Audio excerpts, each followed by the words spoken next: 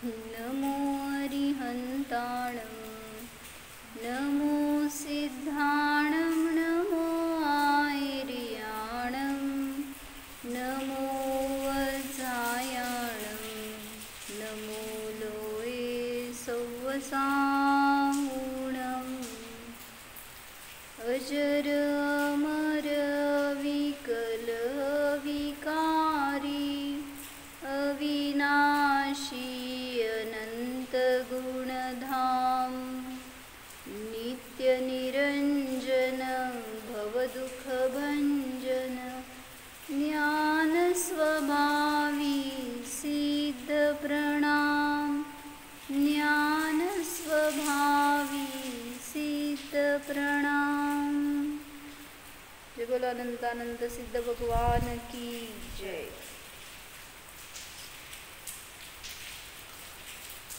सिद्ध पूजेमध्ये 106 पानावर 108 पानावर आहे का?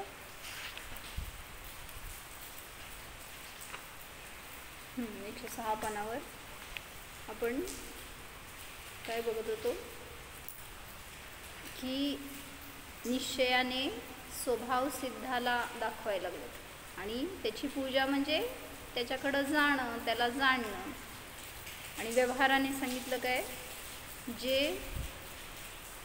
सगळ्या कर्मांचा संसाराचा नाश करून स्वभावामध्ये स्थिर झालेत असे त्या सिद्ध परमेष्ठींचं स्मरण करून त्यांच्या समान आदर्श प्राप्त करण्यासाठी म्हणून त्यांचं पूजन केलं जाते।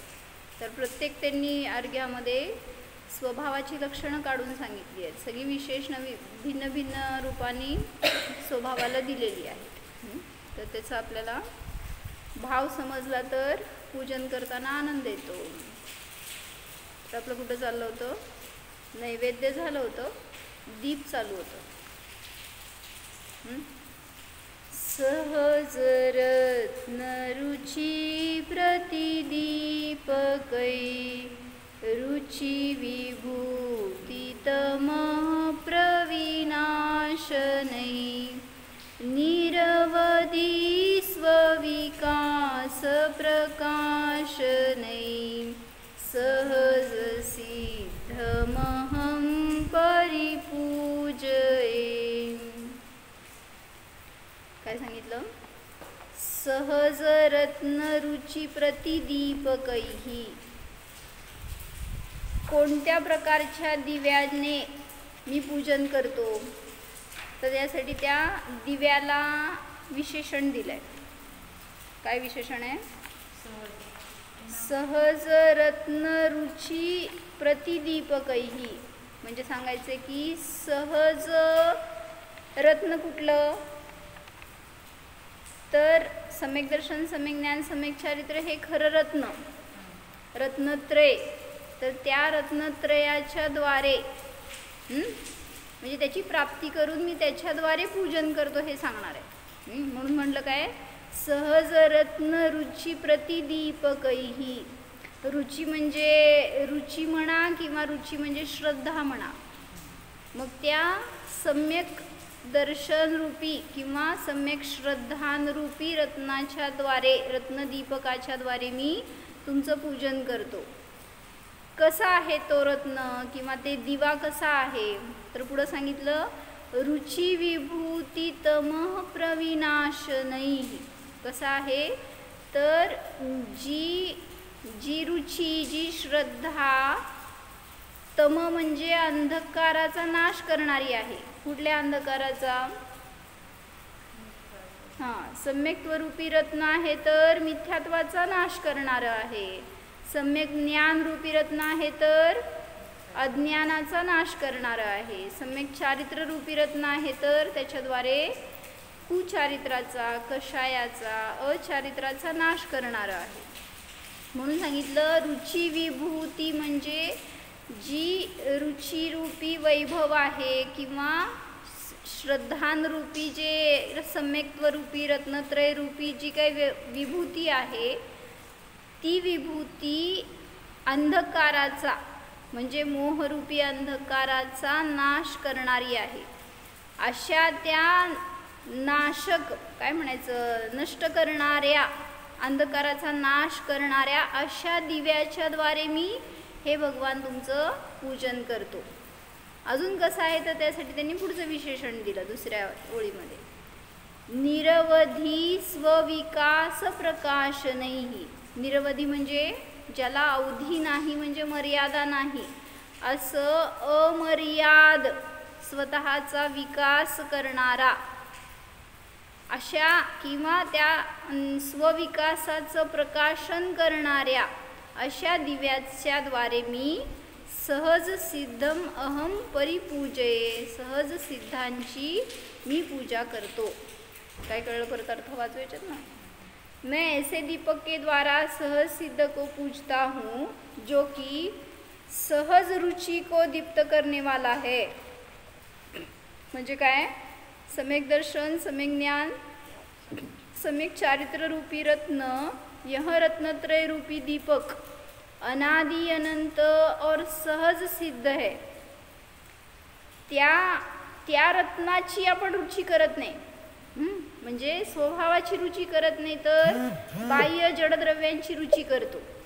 म्हणून सांगतायत कशाच्या द्वारे तुमच्या मोहाचा नाश होणार आहे किंवा अंधकाराचा अज्ञानाचा नाश होणार आहे, तर त्याला सांगतायत त्या दिव्याने बघा किंवा त्याच्याद्वारे स्वतःपर्यंत जावा.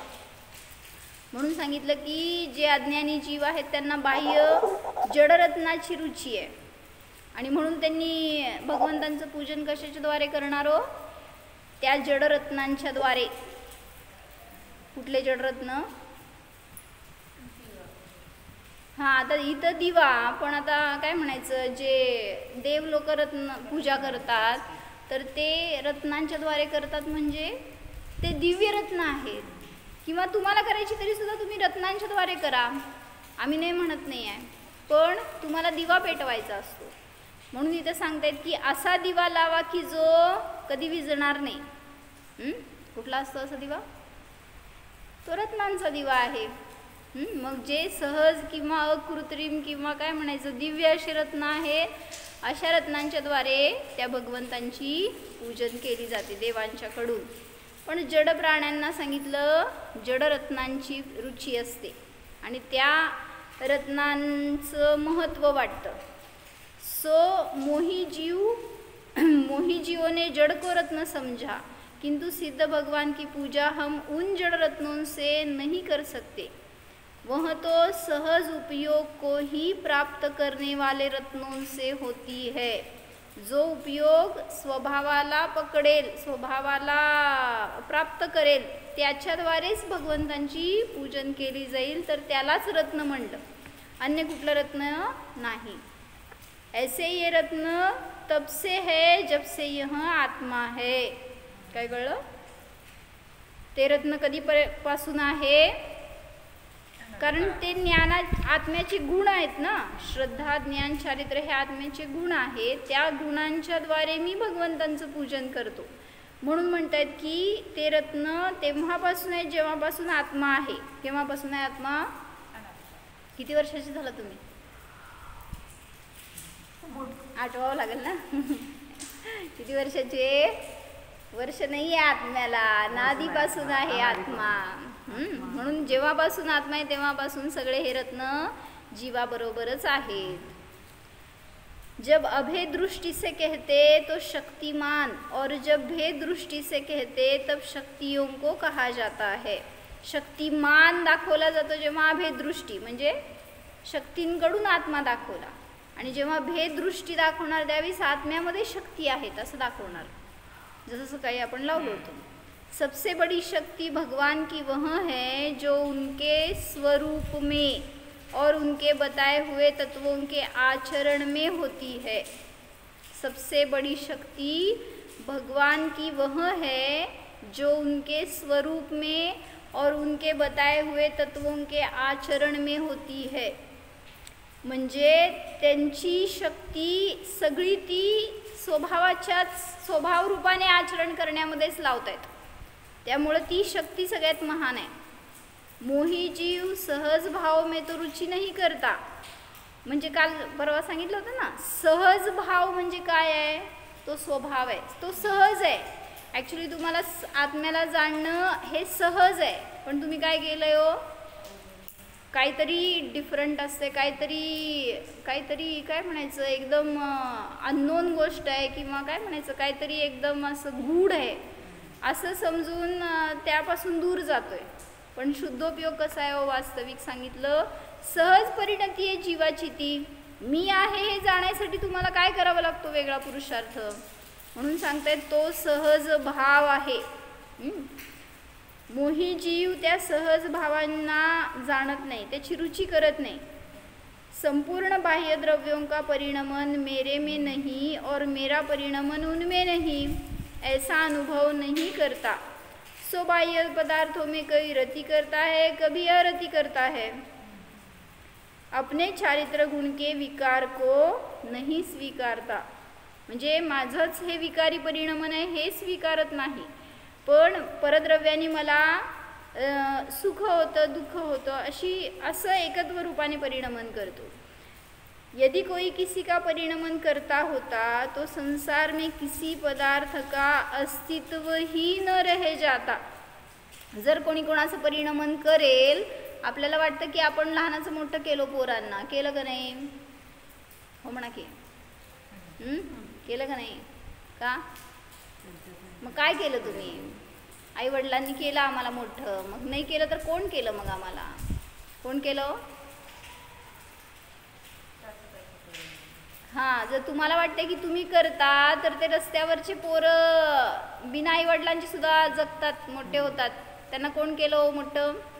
किंवा काय म्हणायचं, पशूंची मुलं आई वडील डोळ्यासमोर मरतात तर ते पिल्लं काय करतात, जगतात का मरतात. ज्यांचं खाना पाना काय म्हणते, दाना जाना जिथं असेल ना, मिळायचं तिथं असतंच. जसं ते उदाहरण सांगितलं होतं, कोण त्या झाशीच्या राणीची मुलगी, ती निघाली होती ना युद्धाला, तिच्यावर आक्रमण झालं होतं परराष्ट्राचं, आणि त्यावेळेस ती फार लहान होती मुलगी, काय म्हणायचं बाळ, असं तानं बाळ होतं, आणि त्याला घेऊन जायचं म्हणजे युद्धावर तिला जावंच लागणार होतं, कारण बहुतेक तिचे मिस्टर नव्हते वाटतं, राजा नव्हता राज्यामध्ये, म्हटल्यावर तिला युद्ध करायला जायचं होतं. आणि त्यावेळेस झालं काय, तिने पाठीला बांधून नेलं होतं बाळाला, आणि मग एके ठिकाणी त्या बाळाला पण सोडावं लागलं तिला. त्यावेळेस तिने त्या त्या झाडांमध्ये जंगलामध्ये एका कडेला टाकलं तिथं, आणि ती गेली. तर सांगितले 7 दिवस तिचं युद्ध चालू राहिलं. सांग ते बाळ कशावर जगलं. मग तिथं जिथे ते पडलं होतं ना, तर तिथं सांगितलं बरोबर वर मधाचं पोळं होतं, आणि तिथनं थेंब थेंब मध आपोआप पडत होता, आणि ते कुठं, त्याच्या तोंडात. कसं जगलं, कोण जगवलं, बहुतेक झाशीच्या राणीचीच आहे बरं का, कोणाची तरी आहे कथा ही. तर मला म्हणायचं आहे की ज्याचं आयुकर्म प्रबळ असतंय, किंवा ज्याचं जेवढं आहे आयुष्य, तर तो तेवढं जगणारच. मग त्याचं ते म्हणून त्याचं परिणमन मी करतो, त्याला मी जगवतो, हे भाव नकोत. हे सगळं मोह आहे, हे सांगायचं आहे. त्या मोहाचा नाश करण्यासाठी मी दीपक चढवतोय. इकडं जावा. मोह कशाला म्हणलं, मोह प्रवचन सारची एक गाथा सांगितली, सांगा काका, डॉक्टर काका. मोह कशाला म्हणतात, प्रवचन सारमध्ये 85 नंबरची गाथा सांगितली. काय सांगितली माहिती आहे, 3 लक्षणं सांगितली मोहाची. सांगा सांगा सांगा. अट्टे अजदा गहनम, तीच ना. हां, तीच. वस्तुत्व यथार्थ ग्रहण, मनुष्य आणि त्यावर दयाभाव, आणि 5 इंद्रियांमध्ये विषय प्रवृत्ती. तर हे सांगितलं मोहाचं लक्षण आहे. गाथा म्हणा की आता आर्यांच्या भाषेमध्ये. नाही, काही येत नाही, हे सगळे येत आहे तुम्हाला. अठ्ठे अजदा गहनम करुणा भावोय तिर्य म्हणून. अठ्ठे म्हणजे अर्थामध्ये, पदार्थामध्ये, अजधा गहनम अयथार्थ ग्रहण, पदार्थाचं जसं आहे तसं स्वरूप न ग्रहण करणं, हे मोहाचं लक्षण आहे. म्हणजे जीवाला जीव न मानणं हा मोह आहे. मग तुम्ही काय मानताय, शरीरालाच जीव मानताय, किंवा आपलं नाव आपण त्याच्याबरोबर इतकं एकत्व आहे की ते म्हणजे मी, म्हणून म्हटलं अर्थाचं अयथार्थ ग्रहण. दुसरं सांगितलं करुणाभावय तिर्य म्हणूयसू, म्हणजे तिर्यंच मनुष्य आदींविषयी करुणाभाव हे सुद्धा एक प्रकारचा मोह आहे. आणि जिथं मोह आहे तिथं समजून घ्या तुम्ही संसारामध्ये फिरणार आहे, स्वभावापासून मोक्षापासून दूर राहणार आहे. मग प्रत्येक आपण अर्घ्य चढवतोय त्याच्या मागं अशा अनेक कर्मांचा नाश करण्यासाठीच चाललंय सगळं. आणि सगळ्यात मॅक्झिमम सगळं मोहाचाच नाश व्हायचा आहे. जन्म जरा मरण म्हणजे कशाचा प्रकार आहे हो? कशाचं फळ आहे? मोहाचंच फळ आहे. दोष म्हणता ना तुम्ही, ते 18 दोष, सगळे दोष पण मोहाचंच फळ आहे जवळपास. पण दुसरं संसार ताप नष्ट करण्यासाठी चंदन चढवता. संसार ताप का असतो? मोहामुळं. तिसरं म्हणजे अखंड स्वरूपाला प्राप्त नाही करत आहे, म्हणजे त्याचं खंड खंड रूपाने अनुभव करता किंवा स्वतःला असं खंडित मानता जाणता, ते सुद्धा एक प्रकारचा मोह आहे. पुढं काम वासना नष्ट करण्यासाठी, म्हणजे वेदाचा उदय सुद्धा एक प्रकारचा मोह आहे, चारित्र्य मोह. पुढं म्हणजे क्षुधा तृष्णा हे सुद्धा दोष आहेत. तर हा सुद्धा मोहाच्या शिवाय कोणाला भूक लागत नाही किंवा शरीराकडे उपयोग जात नाही. म्हणून तर भगवंतांना भूक लागत नाही, अरिहंतांना, आणि त्यामुळे त्यांना आहार नसतो. कारण जिथं मोह संपला तिथं हे सगळे दोष संपले. म्हणून त्या मोहाचा, त्या क्षुधेचा नाश करण्यासाठी नैवेद्य चढवला. आता पुढं दीप तर मोहांधकार नष्ट करण्यासाठी दीप चढवतो असं सांगितलं. म्हणून म्हटलं की जगामध्ये मी कोणाचं परिणमन करतो, करू शकतो, हा सगळा मोह आहे. काय म्हटलं म्हणा? काय मोह म्हणजे? मी कोणाला तरी सुखी करू शकतो, कोणाचं तरी चांगलं घडवू शकतो, कोणाला तरी मी मार्गाला लावलं, धर्म शिकवला मी. फार कर्तृत्व असतं, धर्म करणाऱ्यांमध्ये पण फार कर्तृत्व असतं. कर्तृत्व म्हणजे सुद्धा मोहाचंच रूप आहे. म्हणजे मी दुसऱ्यांना सुधरवलं, काय मार्गी लावलं, माझ्यामुळं त्यांचं सगळं घडलं, इतका मोह असतो. तर त्याचा नाश करायचा. त्याच्याशिवाय मान कशा आहे म्हणजे काय हो? क्रोध मान माया लोभ हे पण मोहच आहे ना एक प्रकारचं. मान कशा आहे म्हणजे मला आदर द्यावा सगळ्यांनी, माझ्याशी आदराने बोलावं, मला बहुमान द्यावा, माझं सत्कार करावा, किती किती अपेक्षा असते लोकांना. म्हणजे त्यामुळं सांगितलं जोपर्यंत मान कशा सोडणार नाही तोपर्यंत निर्विकल्प जगू शकणार नाही, तोपर्यंत साधनेमध्ये रत होऊ शकणार नाही. त्यामुळं पहिला सोडावा लागतो मान. कुठं कशाला तिकडं आपल्याकडं काय करत नाही तुला ते तिथं बघ खाली. उपयोगाची अस्थिरता म्हणजे सुद्धा मोह. तर आपण ते राम आणि सीतेचं बघत होतो उदाहरण. काय सांगितलं होतं? राम आणि सीतेचं प्रेम प्रशंसनीय होतं असं उदाहरण दिलं होतं त्यांनी. आणि मग त्याच्यामध्ये आपण सगळं बघितलं होतं विस्तार की त्या काळामध्ये जेव्हा तिच्यावर कलंक लागला होता सीतेवर आणि तिला जंगलात सोडणार होते, म्हणजे काय म्हणायचं, पहिल्यांदा त्यांनी सांगितलं की त्यांच्यासारखं प्रेम एकमेकांचं असं दुनियामध्ये कोणाचं नाही आहे, कोणाचं नव्हतं. तिसरं लक्षण राहिलं का? बरं, मोहाचं तिसरं लक्षण सांगितलं काय? विषये सुयप संगो मोहसेदानी लिंगानी, म्हणजे विषयाशी प्रसंग म्हणजे त्या विषयामध्ये भोगण्याचे भाव, त्याच्याशी एकत्व, त्याची आसक्ती, मग इंद्रिय विषयांमध्ये आपला अडकणारा उपयोग, तो सुद्धा एक प्रकारचा मोह आहे. म्हणून त्याशिवाय मोहाशिवाय तर इंद्रियांच्या विषयांची आसक्ती होणार नाही. आणि मग त्याला भोगण्याचे भाव, त्याच्यामध्ये रममाण होण्याचे भाव, हा सुद्धा एक प्रकारचा मोह आहे. तर हे बघत होतो आपण की राम आणि सीतेचं प्रेम हे प्रशंसनीय होतं. मग जर त्यांचं इतकं प्रेम होतं तर प्रश्न विचारला इथं वर्णिजींनी छान केला होता खुलासा, म्हणून ते वाचत होतो अर्धवट झालेलं, की जर तिच्यावर प्रेम होतं तर तिला गर्भ राहिलेला असताना सुद्धा अशा हिंस्त्र श्वापदांच्या जंगलात का सोडलं? त्यावेळेस कुठं गेलं प्रेम? असं त्यांनी विचारले बरं का.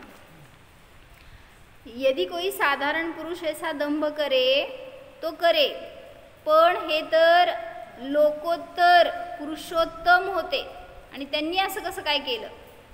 उस समय के उनके कषाय की ही बात इसमें कारण समझना चाहिए. पीछे अविनाश रहा सो प्रशंसा हो रही है, मर्यादा पाली थी, सगळं ठीक आहे ते बाकीचं, पण त्यावेळेस त्यांना काय कषाय असा झाला असेल की जेणेकरून त्यांनी सीतेला अशा अवस्थेत अशा स्थळी सोडलं. जब जंगल में सीता को रथ के उतार कर तो रथवाह कोण होता? कृतांत वक्र. त्यांनी सांगितलं की रामाने अशी आज्ञा दिली की तुम्हाला इथं सोडा.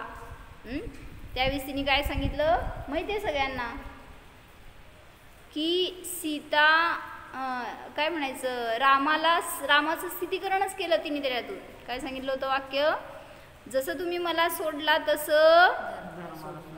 त्यांनी काय सांगितलं वाक्य? जैसा लोगों के कहने से आपने मुझे छोड़ दिया है, उसी तरह लोगों के कहने से धर्म नहीं छोड़ देना. बहुत समय बाद सीता के गर्भ से पैदा हुए लव और कुश, त्यांना जेव्हा समजलं त्यावेळेस ते रामाशी युद्ध करायला गेले.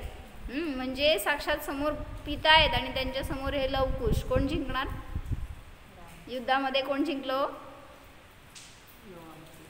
लवकुश पण तद्भव मोक्षगामी आणि राम पण तद्भव मोक्षगामी. मरणार फुकट सगळी सैन्य. मरणार तर दोघं पण, हारणार तर दोघं पण नाहीत, मरणार तर दोघं पण नाहीत, पण फुकट मधल्यामध्ये मग असं सांगायचं होतं त्यांना. तर सांगितलं की समोर जेव्हा युद्ध सुरू झालं त्यावेळेस बहुतेक ते अनिर्णितच राहिलं युद्ध बरं का. मध्ये बहुतेक पडली असेल सीता असं काहीतरी, ते पिक्चरमध्ये फ्लॅशबॅकमध्ये वगैरे येतं ना तसं. तब राम के उन पुत्रों के भावों पर विचार कीजिए. आखिर राम पिता ही तो थे, लेकिन सीता माँ के पक्ष की कषाय ने राम से युद्ध कराया. माझ्या मातेवर असा उपसर्ग केला, या मोहाने ते रामाशी लढायला गेले. इसके पश्चात राम के कहने पर ही सीता जब राजसभा में आई, म्हणजे सगळं झालं, युद्ध झालं, तिचा निर्णय झाला आणि ती पुन्हा आली. तर राजसभेत बोलवलं बरं का तिला, आणि मग ती आली. तर तिथं आल्यावर ते तिच्यावर कलंक लागला होता ना असं काहीतरी. तर त्यावेळेस तिच्याशी रूढ बोलायचं होतं रामाला, काय म्हणायचं, कठोर बोलायचं होतं. कसं बोलणार? तर त्यावेळेस तिने सांगितलं की त्यावेळेस रामाने तिची निर्भत्सना केली. म्हणजे काय म्हणायचं, कुठून तर एकवटून कषाय आणले असणार आणि त्यावेळेस तिच्याशी जोरात बोलायचं होतं त्याला. आज्ञा द्यायची होती. सीते तुम्हें यहाँ आते लज्जा नहीं आती? तुम्हें जंगल में छुड़वा दिया गया था. अब इस घर में आने का अधिकार तभी मिल सकता है जब अपने शील की परीक्षा दे लो. जर तू शीलाची परीक्षा दिलीस तरच तुला मी घेऊ शकतो. असं इथंपर्यंत आपण बघितलं होतं. त्याच्या पुढं जे काय रामायण झालं ना त्याच्यासाठी सांगायचं होतं. अनुमान लगाया जा सकता है कि राम का सीताशील परीक्षण की आज्ञा का उस भरी सभा में सीता के लिए कितना आघात कर हुआ होगा. परिणाम दाखवायचे त्यांना बरं का. सगळं हे मोहाचं रूप आहे. तुम्ही जेव्हा मोही होता ना त्यावेळेस तिथं विसरून जाता की प्रेम पण क्षणिक आहे आणि द्वेष पण क्षणिक आहे. तर तिथे सांगायचं जेव्हा असं तिला सोडवलं त्यावेळेस रामाचे कषाय कसे होते, जंगलामध्ये सोडलं त्यावेळेस त्याचे परिणाम, त्यावेळेस हिचे परिणाम, आणि जेव्हा राजदरबारात बोलवल्यावर तिची अशी भत्सना केली तर त्यावेळेस तिचे परिणाम कसे असणार.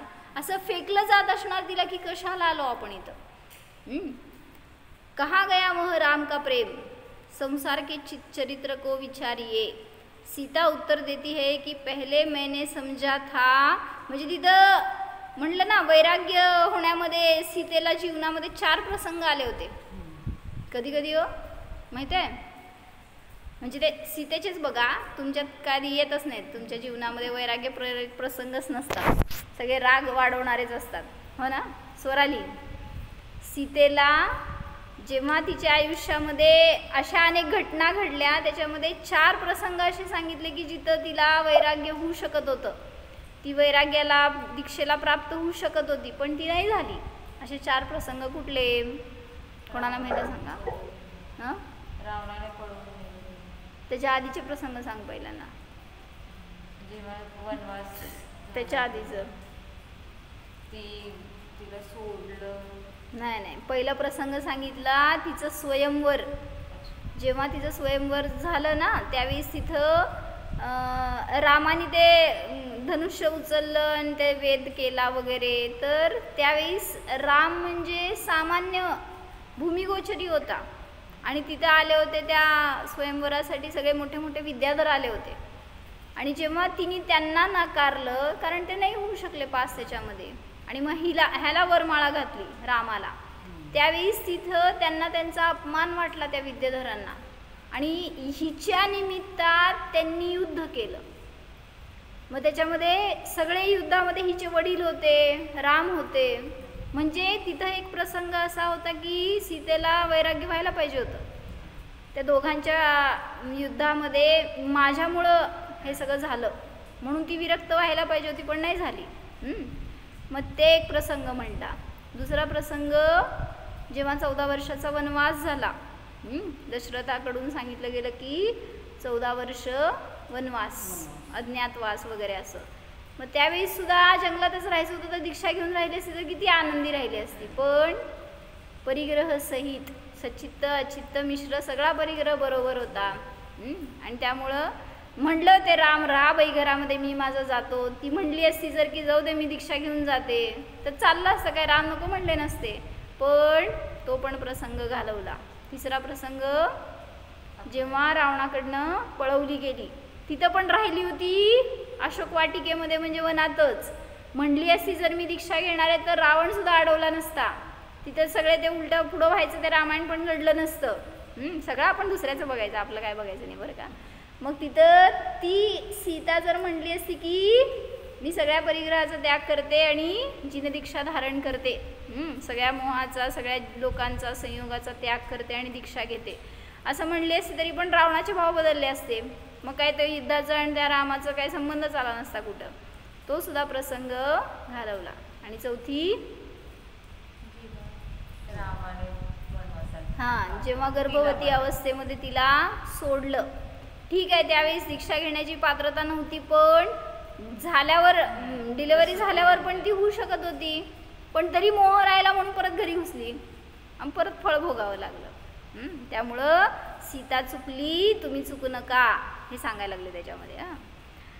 मग झालं शेवटचं, जेव्हा अग्निपरीक्षा झाली त्यावेळेस सीता तो प्रसंग सांगतायत. सीता उत्तर देती है, जेव्हा तिला म्हटलं ना रामानी की तू अग्निपरीक्षा दे म्हणून, तर त्यावेळी सीता म्हणते की पहले मैंने समझा था कि आपका हृदय कोमल ही है. कोण कोणाला म्हणते? सीता रामाला म्हणतीये. लेकिन प्रजा की मर्यादा का ख्याल करके आपने मुझे वनवास दिया था. मला तुम्ही वनवासात सोडलं त्यावेळेस मी असंच विचार केलं की तुमच्या मनात काय नाही आहे, तुम्ही तर कोमल आहात, बाकीच्या सगळ्यांनी नावं ठेवली म्हणून तुम्ही मला सोडलंय, पण तुम्ही तर स्वभावाने तसे चांगलेच आहेत, असं तिला वाटत होतं. गैरसमज कसे असतात जीवनामध्ये हे सांगायला. हृदय को बरबस कठोर बनाया था, लेकिन आज मैं देख रही हूँ कि आपका हृदय सचमुच में कठोर हो गया है. नवऱ्याला म्हणाले बरं का. और आप जिस तरह से भी मेरे शील की परीक्षा, आता असं काय म्हणायचं, एक वीरश्री आली होती तिच्यामध्ये, एक कठोरता तिच्यात आली आता की बस कोण आपलं नसते. तुम्हाला पण तेव्हा समजते जेव्हा असं काहीतरी प्रतिकूल हृदय येतात, अनुकूलतेमध्ये कोणाला समजत नसतं. मग त्यावेळेस ती म्हणते की तुम्हाला कसली परीक्षा घ्यायची तसली घ्या, आय एम रेडी, मैं परीक्षा देने के लिए तैयार हूँ. विष खाऊन दाखवू का अग्नीमध्ये उडी मारून दाखवू, तुम्ही काय म्हणाल ते मला मान्य आहे. इतकं म्हटल्यावर तर आम्हाला समजायला पाहिजे होतं की ही मरायची तयारी दाखवते. तर पण राम शेवटी नाही, राजा होते ना, प्रजेमध्ये आदर्श घालायचा होता त्यांना की असं कोणी करत असेल तर त्याला असाच दंड मिळणार. तिच्या नावाने बाहेर मागं कोणी असं वर्तन करायला नको. राम ने अग्निपरीक्षा देने का निर्णय किया. अग्निकुंड तैयार किया गया. सीता पंचपरमेष्ठी का स्मरण करके यह कहती हुई कि यदि मैंने मन वचन या काय से परपुरुष से प्रेम किया हो तो हे अग्नी मुझे भस्म कर देना. आहेत का गट्स एवढे? असं काय म्हणून प्रवेश केली असणार विचार कर बघू. असं कोणी येणार आहे तिला काय माहिती होतं? भस्म तर भस्म. पर मी जर असं मन वचन काय नाही. आणि आता तुम्ही असं काय म्हणायला जाऊ नका बरं का कुठं, कारण तुम्हाला रक्षेसाठी देव येत नसतात. आता तिथं चतुर्थ काळामध्ये देव फिरायचे म्हणून तिथे मिळाले तिला. मुझे भस्म कर देना. सीता की श्रद्धा और धैर्य को देखिए. परिणाम दाखवायला लागलेत ना, तर तिचं धैर्य बघा. इस प्रसंग पर उसके मन में कितना वैराग्य बडा होगा.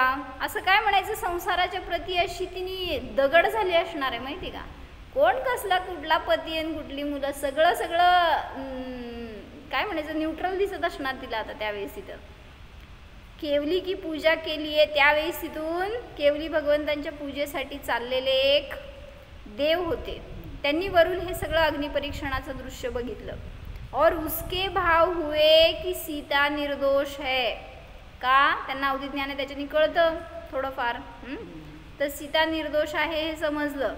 धर्म को कलंक न लगे इसलिए इसकी रक्षा करना कर्तव्य है. और अग्निकुंड को सरोवर कर दिया. संयोग मिळायला आपण भाग्य लागतं. नाहीतर तिथं पांडवांच्या डोक्यावर शेगडी ठेवला. कुठे गेले होते हो देव? शेगडी नाही, सॉरी, काय तुमचे दागिने घातले तप्त त्यावेळेस, किंवा त्या यशोधर गजकुमार मुनींच्या डोक्यावर शेगडी ठेवली त्यावेळेस का नाही आले हो देव? सगळे संयोग मिळायला सुद्धा शेवटी भाग्य लागतं. आपलं तसं पुण्य हवं आहे. मग त्यावेळेस तिथं त्या देवानी काय केलं, त्या तिच्या निमित्तात धर्माची प्रभावनाच घडावी, धर्मावर कोणी आळ लावू नये, धर्माचं वर कलंक लागू नये म्हणून त्यांनी काय केलं, त्या अग्निकुंडाचं सरोवर केलं. देव ने क्या किया? सीता के पुण्य ने यह महात्म्य प्रकट किया. परीक्षा हो चुकने पर, आता झाल्यावर रामाचे परिणाम सांगावं. परीक्षा झाली, अग्निकुंड सगळं नष्ट झालं आणि ती पास झाली. आता रामाचे परिणाम सांगा. असं कठोर होता ना, असं मोम की तरह पिघल गया. अब राम सीता से विनय पूर्वक घर प्रवेश करने का निवेदन करते हैं. आता सीतेचे परिणाम सांगा. बस. लेकिन सीता को इस पर ध्यान ही नहीं गया. किती सुंदर सांगितलं माहिती. ती जेव्हा अग्निपरीक्षा झाली ना, तिने वळून सुद्धा पाहिलं नाही रामाकडं. मोह होऊ नये ना परत. तर हे बघितल्यावर ती चालली निघून म्हटल्यावर राम मूर्छित होऊन पडले तिथं. म्हणजे तिने पंचमुष्टी दोष केला तिथंच आणि सांगितले आर्या बन गई. पण मग त्यावेळेस तिथं राम तिच्या मोहानी बेशुद्ध पडले, तर त्यांच्याकडे एक दृष्टी सुद्धा नाही टाकली. असं असेल तर सरकू शकता पुढं, नाहीतर त्याला उठवते, त्याला जरा जागेवर पोचवते, त्याचं बघते आणि मग जाते दीक्षा घ्यायला, बसा तुम्ही घरातच, असं म्हणते. लेकिन सीता को इस पर ध्यान ही न गया और वैराग्य में सनी पंचमुष्टि लोच कर आर्या बन गई. राम मूर्छित हो जाते हैं, फिर भी सीता उनकी तरफ दृष्टिपात तक नहीं करती. सीता प्रेम और पति भक्ति ये इसका उदाहरण है. सीतेचं प्रेम पण होतं आणि तशी पतिभक्ती पण होती आणि तशी धर्मावर श्रद्धा सुद्धा होती आणि त्यानुसार आचरण सुद्धा होतं. नुसतंच तिथंपर्यंत थांबलं नाही. त्यामुळं तुम्हाला पण आहे ना सगळं, पण मग तुम्ही त्या आचरणात का कमी पडत आहे? मग आचरणात सुद्धा पुढं सरका हे सांगायचं आहे. म्हणजे श्रद्धा आणि ज्ञान झालंय ना, तर चारित्र्यामध्ये पण थोडा पुरुषार्थ आवश्यक आहे. वास्तव में सांसारिक भावना भ्रमपूर्ण ही है कि अमुक के लिए प्रेम करता पालता वा दुःख देता है. कोणीतरी माझ्यावर प्रेम करतं किंवा माझं कोणावर तरी प्रेम आहे, हे सगळं भ्रम आहे. सब अपने परिणमन में चल रहे. मी माझ्यावरच प्रेम करू शकतो, दुसऱ्या कोणावर नाही. म्हणून सांगतायत काय, आत्मा जब अपने कर्तव्य में स्थिर हो तब वह कौन पती और कौन पत्नी. म्हणून म्हणतात मोहाने तुम्ही जे काय करता ते सगळं व्यर्थ आहे. मग त्या तिर्यंच मनुष्यांशी करुणाभाव असो किंवा इंद्रिय विषयांमध्ये आसक्ती असो, किंवा अर्थाचं अयथार्थ ग्रहण असो, सगळा एक प्रकारचा मोहच आहे. मग त्या मोहाचा नाश हो ह्याच्यासाठी मी हे पूजन करतोय, असे भाव असायला पाहिजेत. आता त्या सीतेचा मोह कळला आपल्याला, ती मोही झाली म्हणून एवढं मोठं रामायण झालं. जर त्याच वेळी निर्मोही झाली असती तर तिचं कल्याण झालं असतं लवकर. तर आता आपल्याकडे या त्याच्यात दोन. आपण मोही झालोय म्हणून, पूर्वी होतो मोही काय मंगलाबेन, म्हणून इथं जन्मलोय आणि आता पण मोहामध्ये अडकतोय आणि पुढचं काय होणार हो भविष्य. म्हणून सांगतायत काय, सावध व्हा. जेव्हा जितक्या लवकर आपल्याला समजलं तितक्या लवकर आपली सुटका होणार. भगवान की पूजा मोह से नहीं की जा सकती. मोह असेल तर काय भगवान समजणार आणि काय पूजा करणार हो तुम्ही. मग भगवंतांचा मोह करायचं का नाही. प्रशस्त अनुराग म्हटला जातो त्याला. जेव्हा तुम्ही देवशास्त्र गुरूंच्या प्रती तुमची प्रीती आहे तर तो प्रशस्त अनुराग म्हटला जातो. म्हणून म्हटलं की त्यांच्याशी तुम्हाला कुठंपर्यंत व्यवहारामध्ये फक्त त्यांचा अवलंबन आहे तोपर्यंत. निश्चयाने तर तुम्ही स्वतःपर्यंत गेला तरच ते तिथं धर्म घडणार, अन्यथा नाही. तो उन सहज सिद्ध की सहज रुचि वाले दीपक से पूजा की जाती है. सम्यक दर्शन, सम्यक ज्ञान, सम्यक चारित्र रूपी रत्नों की किरणों की विभूतियाँ जो मोह रूपी अंधकार को नष्ट कर देती है, ऐसे आत्मविभूति वाले दीपक से पूजा की जाती है.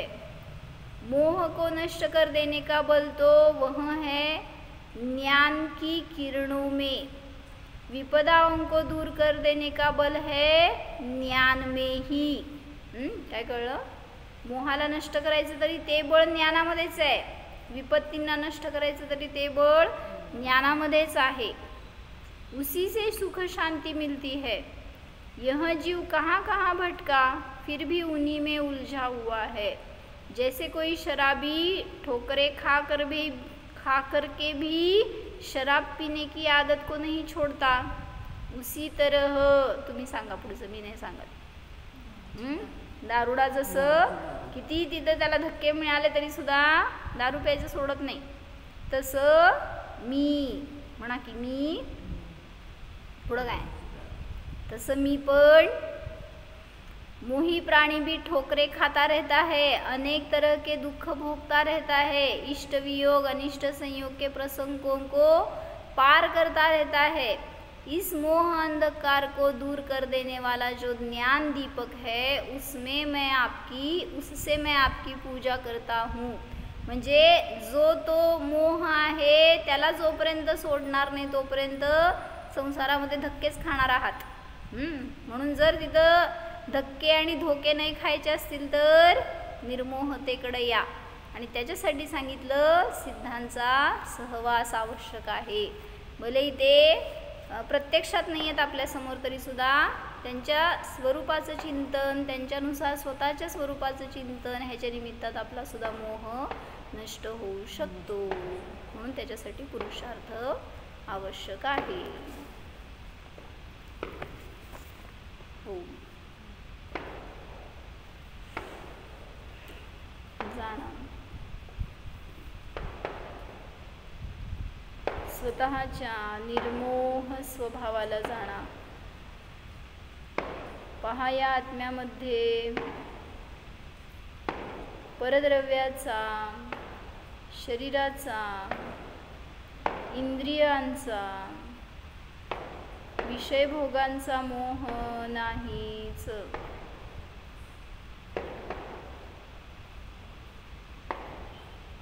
मी म्हणजे शरीर नाही, शरीर म्हणजे मी नाहीच. निर्णय करा.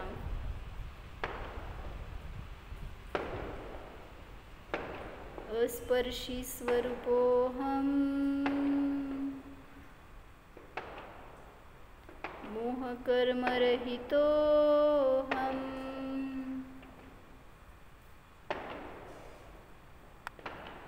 ओम